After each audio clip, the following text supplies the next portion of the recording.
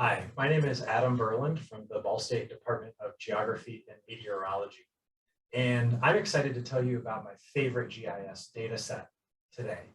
But first, a little bit of background. So I study urban environmental science, and I'm really interested in the connections between urban vegetation and people and society. So if you look at this photo, you see lots of big trees providing shade. You see well-maintained gardens and well-maintained lawn. And research shows that that vegetation produces a lot of benefits for the people who live in that neighborhood.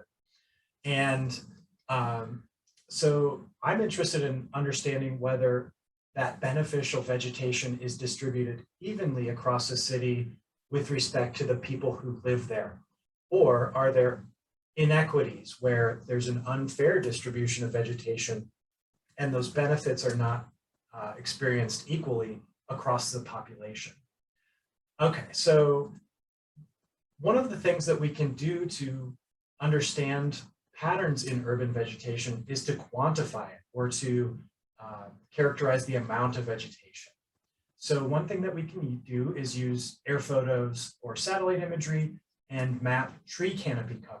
So this shows the distribution of trees within our cities, and then we can relate that to the characteristics of the population to look at patterns in how the distribution of vegetation matches up with characteristics of the population like income or race or educational attainment.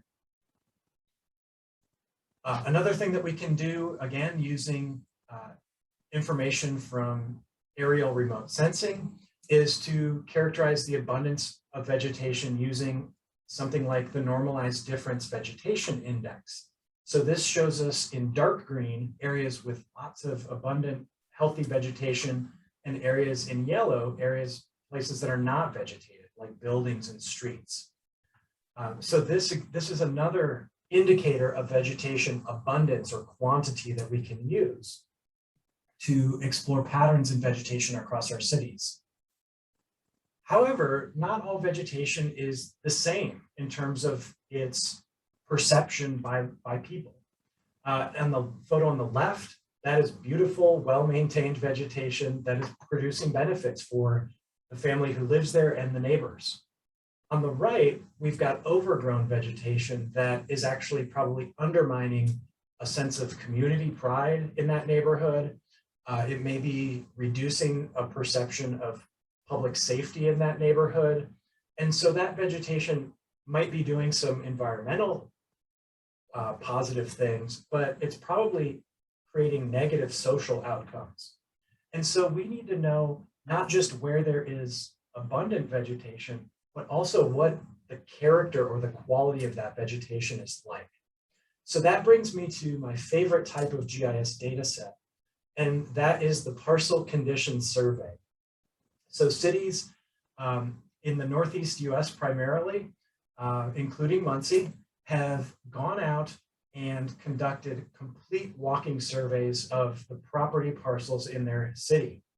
You see some field crews from Toledo, Ohio doing this in the photos here, and they're taking a photo of the property and they're indicating all kinds of things. Is there a building on this property? If so, does that building appear to be occupied? What condition is that building in? Is there evidence of physical disorder like peeling paint or a collapsed roof or evidence of fire or boarded up windows?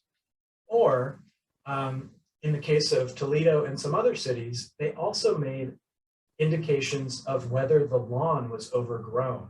And so I can use that data about overgrown vegetation to pair it with just the quantity of vegetation and look for patterns in whether abundant vegetation was also overgrown, or if the people doing this survey perceived it as being well maintained and not overgrown.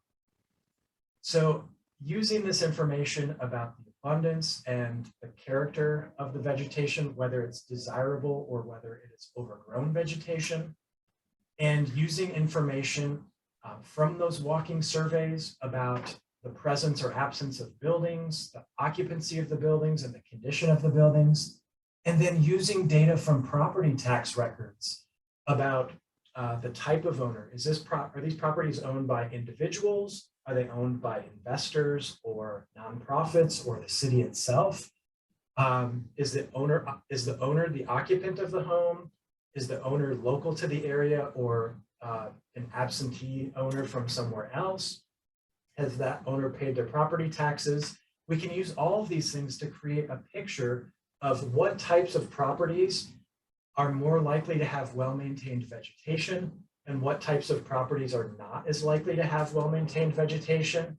And that can help us recommend policies to cities that are struggling with widespread vacancy and help them get properties into the hands of owners who are more likely to care for their properties and less likely to contribute to these ongoing issues the cities face with things like overgrown vegetation that undermine the social cohesion of neighborhoods.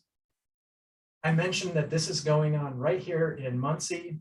Around 2017, Muncie completed the Scout Muncie project, where they conducted an inventory of the properties in the city and noted things like the condition of buildings and so on. So you can check that out. But thank you for viewing and learning a little bit more about the types of GIS data that I'm really interested and excited about.